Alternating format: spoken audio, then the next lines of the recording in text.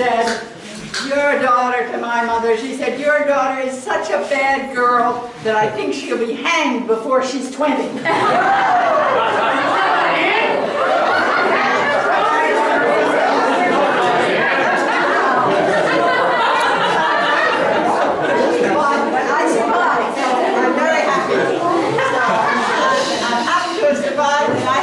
Wonderful, happy memories of New Hampshire. What's it like to be 80 years old? Full of memories, happy memories, memories of catastrophes. They say these days that the only privacy you ever have is your own memories. And I have some fascinating memories. My first memory that I ever had was of New Hampshire. When I was 5 years old. Is anybody here 5 years old?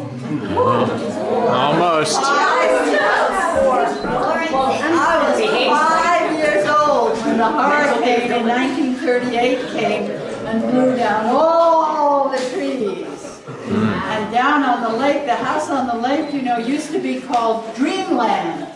And after all the trees blew down, they renamed it quite properly Timberlocks.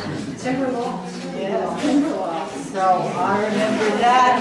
I remember many happy years up here playing tennis with Blackie. Blackie really would have preferred to listen to the Red Sox on the radio. And Fred Williams was his hero. But there were many heroes then. I would drag him away to play tennis.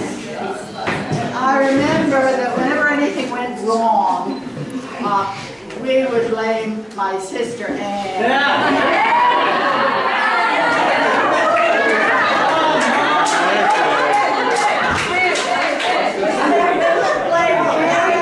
Blame Anne and Tommy. Because Anne and Tommy were always getting into trouble. Tommy outgrew it.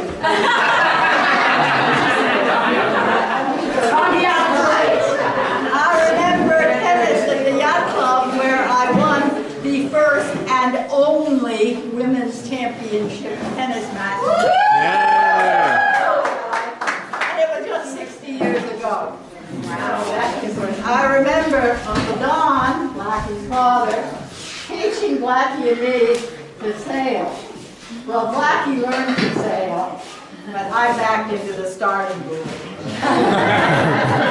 I remember years in Washington when I was working and we got support for family planning programs in the U.S. and all around the world. And I remember years at Johns Hopkins where we founded a Center for Communication Programs. And I remember many happy family years when Diana was playing tennis and Stephen was getting into trouble with staying under the radar wall. And I remember many, many happy times with all the Burnhams. You can count on the Burnhams to screw up all the way along till the end. Whenever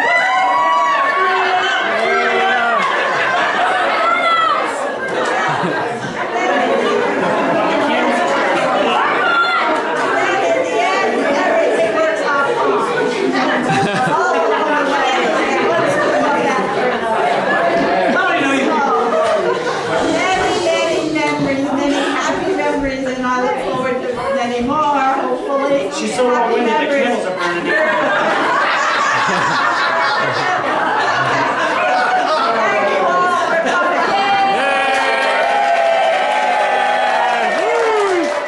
Alright, blow them out before it's too late.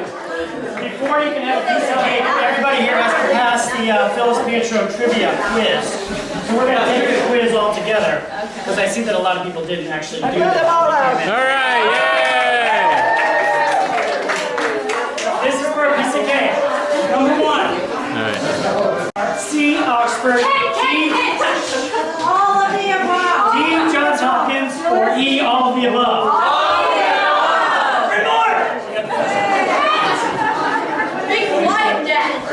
Okay.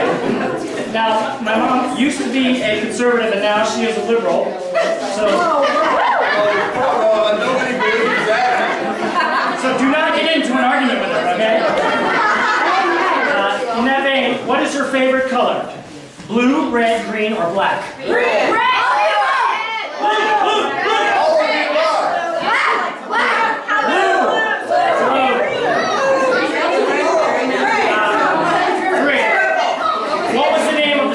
That you work for? A. Keating, B. Muskie, C. Nixon, or D. Schreiber? Raise your hand if you think it's A. Keating.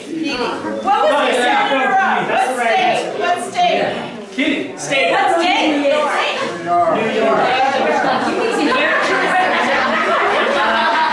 What is Phyllis's maiden name? A. Tilson, B. Wiegand, C. Murray, or D. Burnham?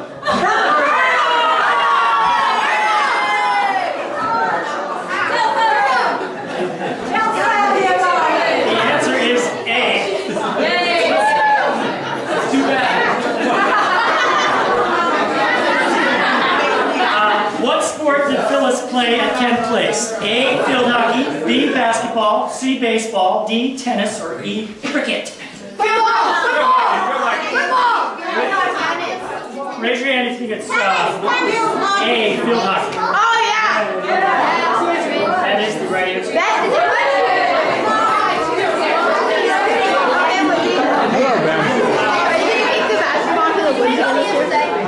No. If I lose. Or even if it's close. Are you already working on it? 10 6. tomorrow. By how many votes did Phyllis win the New London Budget Committee election? 1 million! One vote! Fewer than 30, between 30 and 50, more than 100, or more than 1,000?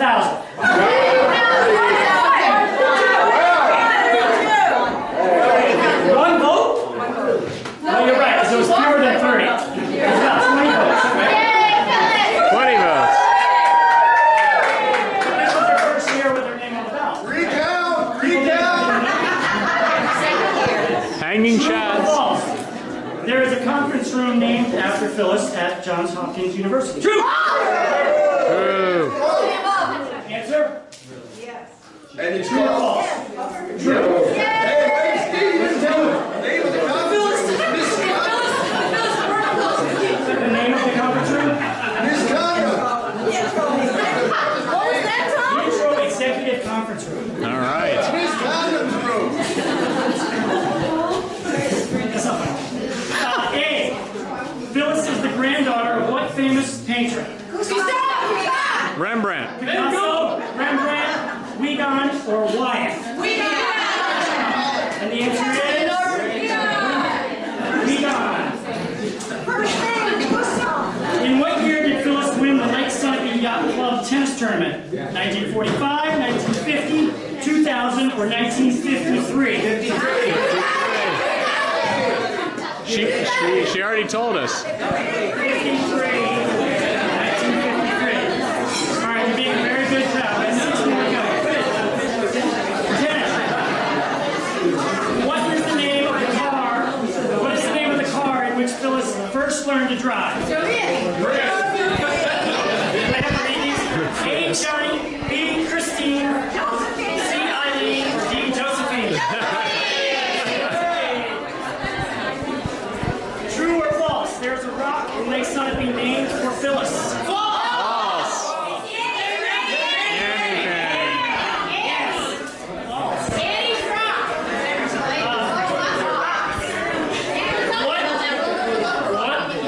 What was the term of endearment that Phyllis's mother used to call her daughter? Was it A, mother, Sister! B, Mother, junior, sister! C, Mother! sister, No, mother. D, sugar plum? No. Sister! Sister! Sister. True or Cake for false? you. Phyllis was awarded the prestigious Marshall Scholarship to study at Oxford. I would hope so. Yes. How long did it take? How long did it take her to get a PhD? I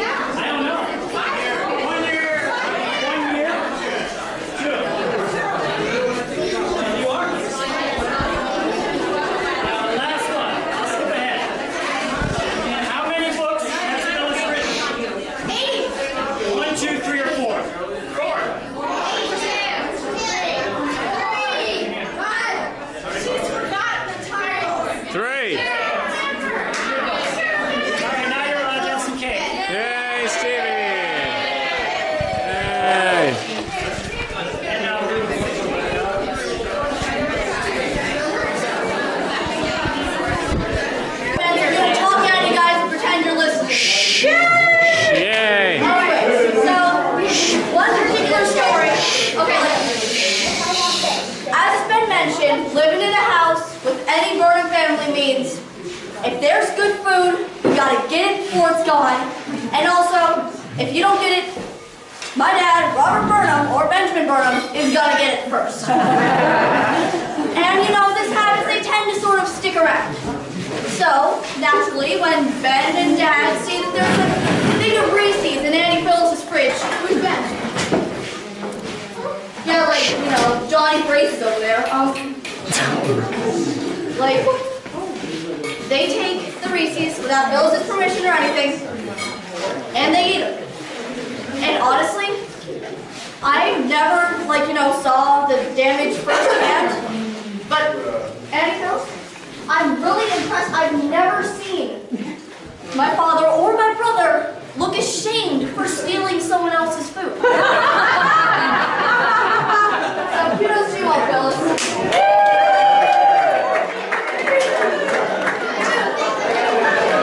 Everyone.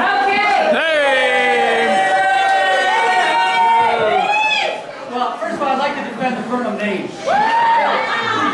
We were called Stevie and Diana were our kids. They were part of our family. At least they showed up every year. For a period of time.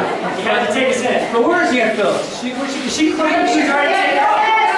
She's sitting in the hot tub. No, she's taking the food with her. Yeah, there she is. There she is. Come here, come up here. Here's my Aunt Phyllis. Then I can tell you that every Thanksgiving, we would go to her house for Thanksgiving, and a couple things would happen. First, there would be a list of jobs that we all had to do before we get our Thanksgiving dinner. That would be like raking, I think we raked all of Bethesda, Maryland. You don't remember that? I swear I raked every leaf in that county once. And then the next thing was, what would we possibly eating for Thanksgiving? And it would vary from, what do we have, duck? Ham? Goose! Goose! I think we had goose one year. That's what you thought it was. Oh, we all remember that, Aunt Phyllis. I think we had to catch it and pluck it first before we ate it. But anyway, you know, when you look at Aunt Phyllis, if anybody actually gets any time to sit down and talk with this lady, you will be blessed. I mean, the amount of knowledge she has is amazing. I always thought she was a university. I tried to go there for 4 years. Matter of fact, my dad's going to send you the check someday. But anyway, Aunt Phyllis, I think you probably have, I mean, it's just amazing, and I love to hear your thoughts. Your opinions I can take and go sometimes. I love to hear them. And I love to see it because you do. When you ask somebody, you actually sit there and you look and you ask and you care. And that's a special, that you don't get that much these days. You get a text message and you get a Facebook message, but to sit down and talk and look somebody in the eye. And so we love you very much. Thank you.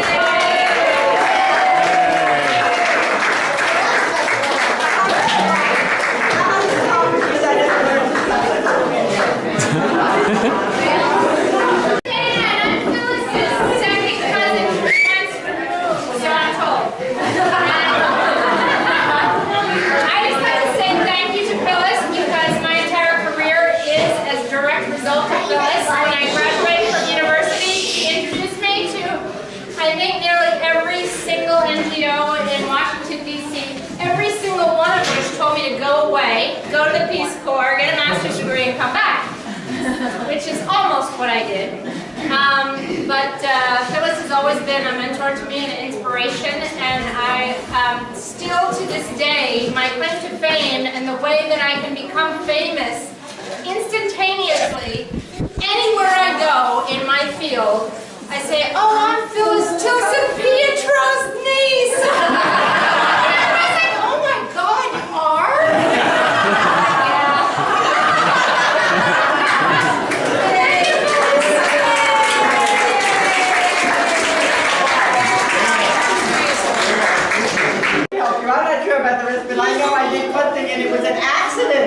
Someone called me up and asked I was? for reference. And I said, well, you see, I don't know her too well. And I said, well, she is enterprising.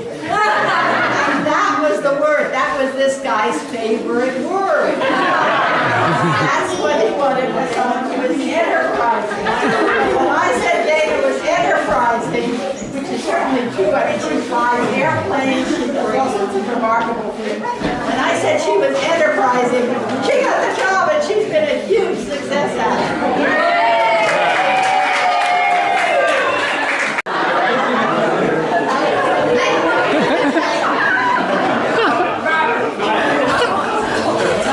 Before I introduce the next person, I just want to say that while Diana and I did the very bare minimum to allow this to happen, it was my wife who was really responsible for organizing all of this. Wherever she is. Where is she? Oh, there she is. She's with me on Meeting Kill. She is the one to thank for this wonderful celebration that brought us all here. Right. One of my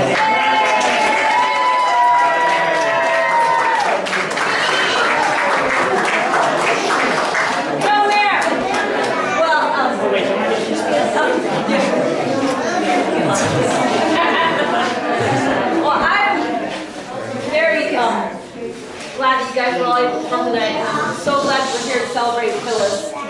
I've known her for 23 years or so, and it's been so exciting to be in her life and to be able to be influenced by her and have her as a role model and to see the wonderful children that she's raised. Obviously, I'm biased. And see how some of all your wonderful qualities are passed on to your grandchildren. And I feel very lucky to just be a part of your life and part of this family. Thank you all. Yay!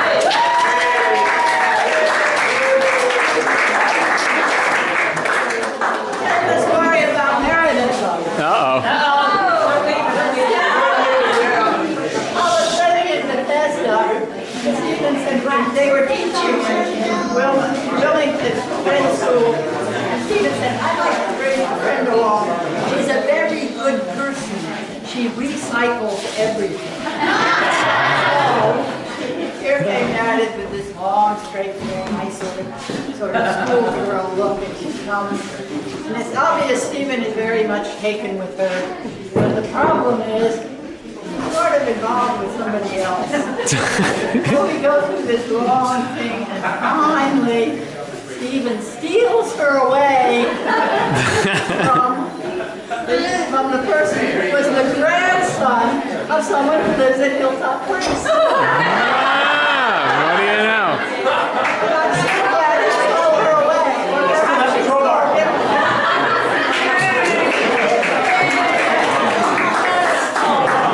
Alright, you do that.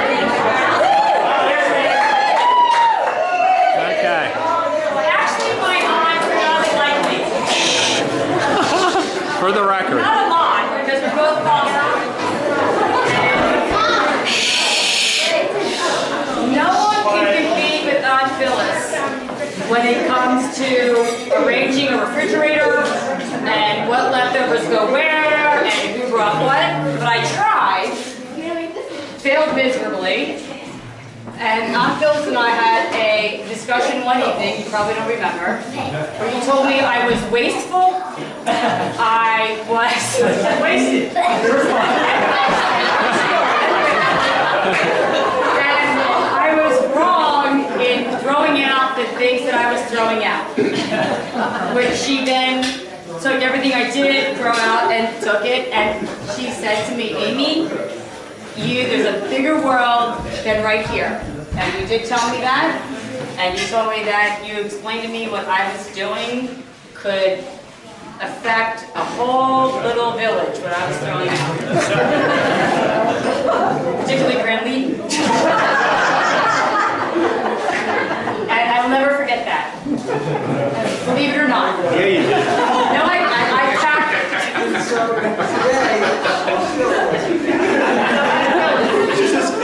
You did teach me that there is a much larger world than the world that I live in. And for that, I thank you.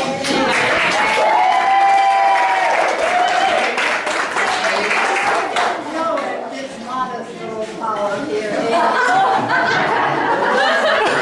This Philadelphia was on the cover of Philadelphia magazine. Yes. Amy.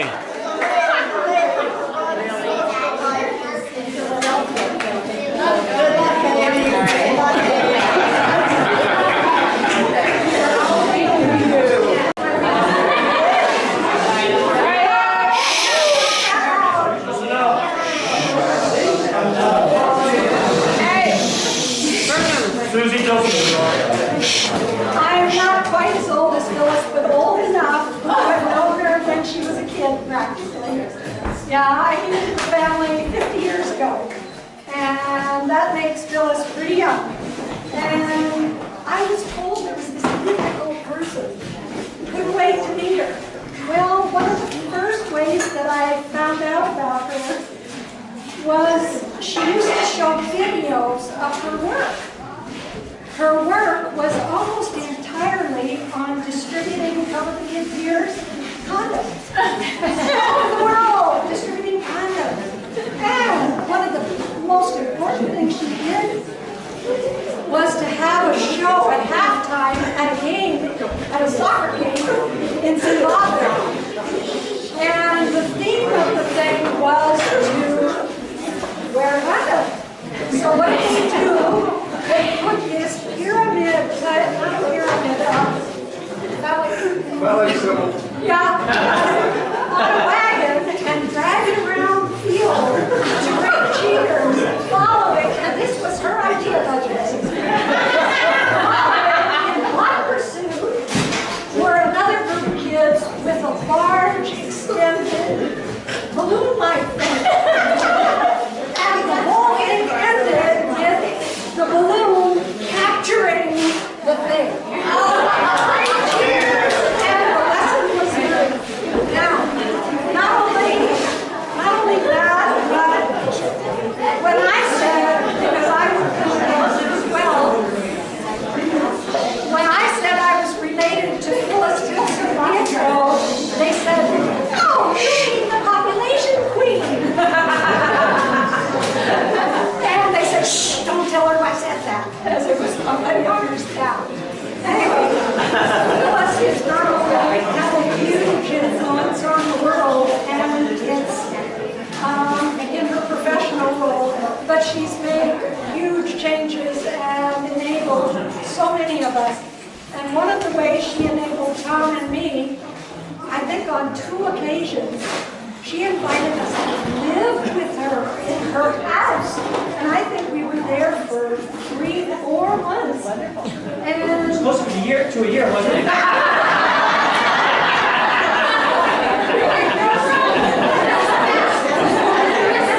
anyway, we love Phyllis and think of her as a whole lot closer than a second cousin. So thank you, Phyllis. We love you.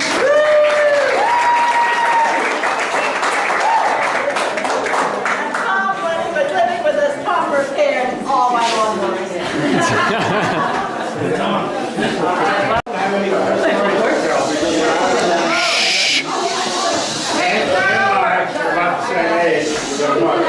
Ann is older. Phyllis was a singer like 4 or 5 years, so she had the right to drive the car. And I don't have any funny stories to tell, but I'll tell a heartfelt story. It's really a simple one. When she retired, I was, where is Phyllis going to retire to?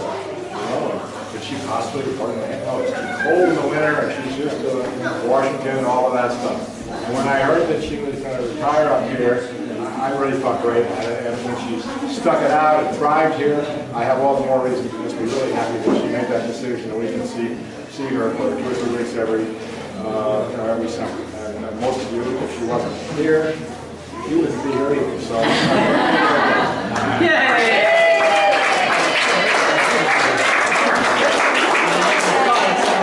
You know, full of stories, loving stories about my mother, but Deborah kind of blew us out of the water yesterday, so I'm not going to do that. So, instead, well, I do want to thank my mother for many, many valuable lessons that she taught me through childhood, through juvenile delinquency, through early adolescence, arrested development, now approaching adulthood at the age of 50. So many lessons, and many of them stuck. Many of them actually stuck. But I thought I would relate to you my top 5 most valuable lessons that I've learned. and I'm guessing probably a lot of you can relate to some of these. Mom, I'm sorry about this. Number 5, never argue with your mother, spouse, or sister. Or for that matter, any female. Amen. You will lose. You might think you've won, draws. And like, maybe it's a stalemate, you know, maybe it's a draw, but you're still the loser.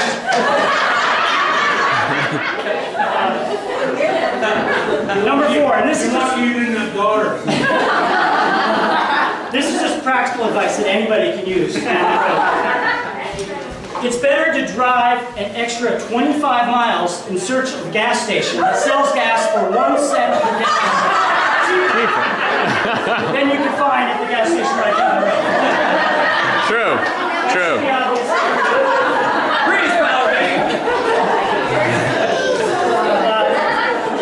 Number 3.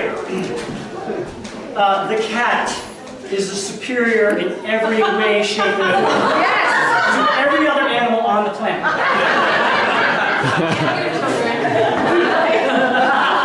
Those are moves. Number 2, and this is important. Make sure that when you are planning your family, that you only have 1.9 kids.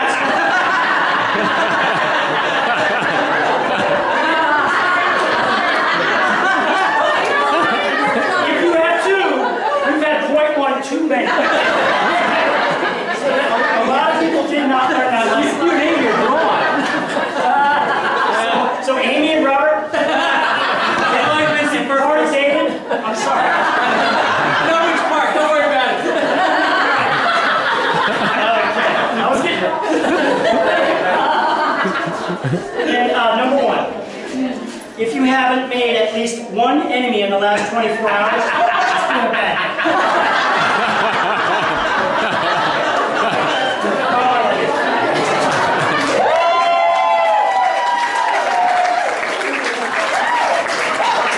Make better water balloons than they make actual condoms. She once brought home a box of multicolored condoms from one of her many family planning trips. I don't know where she was. And I was 12, and I found this box that she'd hidden away in some trunk or something. And I was like, what are these things? And sure enough, I don't know, Robbie, were you with me? He probably was with me. We determined that they made excellent water balloons because how easily they broke. And here we are yesterday throwing water balloons, these unbreakable. And I was thinking, Alex, wouldn't that be a great business?